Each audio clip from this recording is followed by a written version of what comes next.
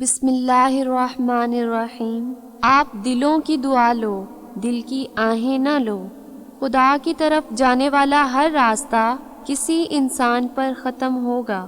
ہر ملاقات اور وصف کی شرط خلوت یعنی تنہائی ہے، وہ حقیقی ہو یا مجازی۔ تو بتا تو صحیح، بولنے والے نے کیا حاصل کیا؟ بات بات پر ہنسنا اور مذاق کرنا تیری عادت ہے، آخر تو کس بات پر اتراتا پھرتا ہے؟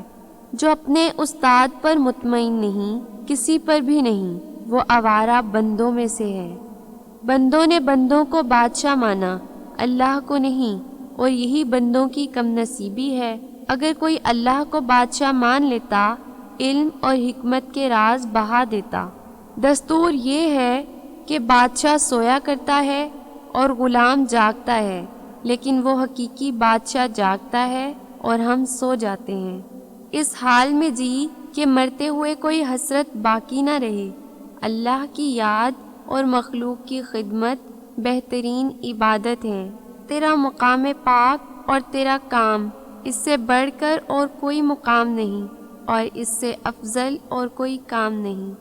اللہ کی رحمت اللہ کی راہ میں چلنے والوں کے انتظار میں رہتی ہے کہ کب وہ آئیں اور کب اس کی رحمت برسے۔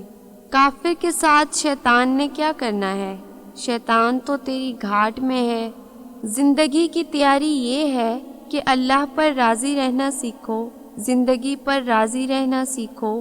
دوسروں کے کاموں سے پریشان نہ ہوا کرو، دوسروں کا کام ہی پریشان کرنا ہے۔ جس نے دوسروں کے کام کو اپنی پریشانی بنایا، وہ آدمی کامیاب ہے۔ جب دن برے آتے ہیں تو انسان کی تدبیریں غلط ہو جاتی ہیں۔ ہمیں غلط یا صحیح مشورہ دینے والا دوست تقدیر کا بھیجا ہوا قاصد ہوتا ہے۔ ایک وقت تھا جب یہ وقت نہیں تھا، اور پھر ایک وقت اور آئے گا جب یہ وقت بھی نہیں ہوگا۔ اس لیے جہاں سے زندگی پکڑی جاتی ہے اسے پکڑ لو، ایسا نہ ہو کہ سارے ہاتھ سے نکل جائیں۔ اور انسان کی محبت سے محروم ہو، یہ دعویٰ شیطان کا دعویٰ ہے کہ ہم صرف اللہ سے محبت کرتے ہیں اور مخلوق سے ہمیں کوئی سروکار نہیں۔ یہ غرور ہے، تکبر ہے۔ شیطان نے انسان کو قبول کرنے سے انکار کیا، اور نتیجہ یہ ہوا کہ خدا کے آگے کیے ہوئے سجدے رائیگاں ہو گئے۔